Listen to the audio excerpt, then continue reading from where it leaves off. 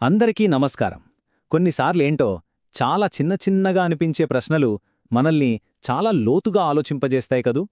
శతాబ్దాలుగా ఎంతోమందిని అయోమయంలో పడేసిన అటువంటి ఒక సింపుల్గా కనిపించే కాని చాలా లోతైన ప్రశ్నతో ఈరోజు మన కథను మొదలుపెడదాం.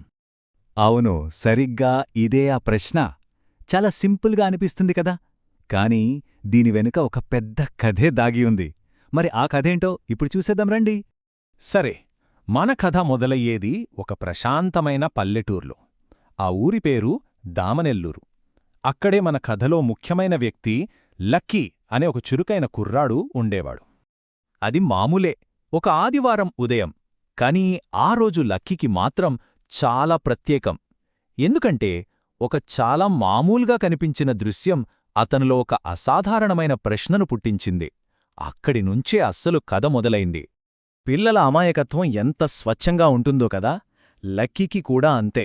మనసులో ప్రశ్న రాగానే ఇక ఆగలేకపోయాడు. గబగబా వాళ్ల తాతయ్య చంద్రయ్య గారి దగ్గరికి పరుగెత్తుకెళ్ళి తన మనసులో మెదులుతున్న ఆ ప్రశ్నను అడిగేశాడు. ఇప్పుడు చూడండి, చంద్రయ్య గారు వెంటనే జవాబు చెప్పలేదు. బదులుగా ఆయన ఒక చిరునవ్వు నవ్వి, ఆ ప్రశ్న చిన్నదే అయినా దానిలో ఒక పెద్ద రహస్యం దాగుంది అని చెప్పారు.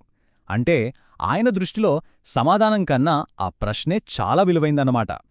మరి ఆ రహస్యమేంటో చెప్పడానికి చంద్రయ్య గారు లక్కీని ఒక పాతకాలం నాటి కథలోకి తీసుకెళ్లారు. ఈ కథలో ఒక రాజుగారు ఉంటారు. ఆయన చాలా జ్ఞానవంతుడు. కాని ఆ జ్ఞానంతో పాటు ఓటమిని అస్సలు భరించలేని గర్వం కూడా ఆయనలో ఉండేది. ఒకరోజు ఆయన తన సభలో ఇలా అంటాడు, ఈ ప్రపంచంలో నాకు తెలియనిది ఏదీ లేదు అని. చూశారా ఎంత గర్వమో!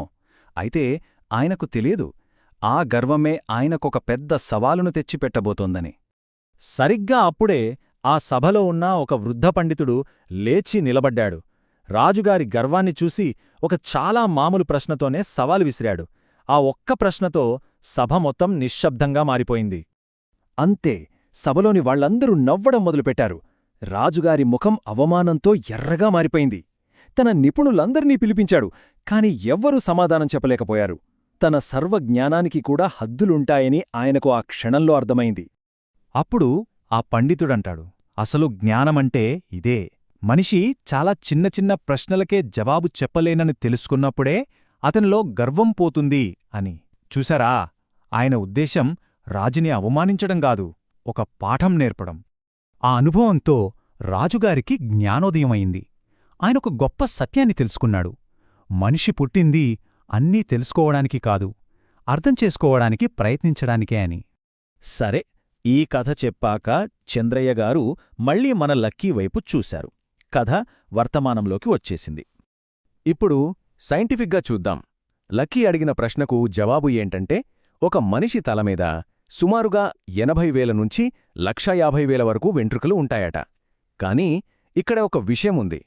ఇది ఖచ్చితమైన నంబర్ కాదు, కేవలం ఒక అంచనా మాత్రమే. ఎందుకంటే ఈ సంఖ్య స్థిరంగా ఉండదు. మన వయస్సు, ఆరోగ్యం, ఇంకా ఒక్కో మనిషిని బట్టి ఇది మారిపోతూ ఉంటుంది. అంటే ఖచ్చితంగా ఇన్ని అని లెక్క పెట్టడం అసాధ్యం. రాజుగారి కథలోని నీతి కూడా ఇదే కదా. కొన్ని ప్రశ్నలకు ఖచ్చితమైన సమాధానాలు ఉండవు. మరైతే ఈ కథ వల్ల, ఈ ప్రశ్న వల్ల మనం నేర్చుకోవలసిన అసలైన పాఠమేంటే?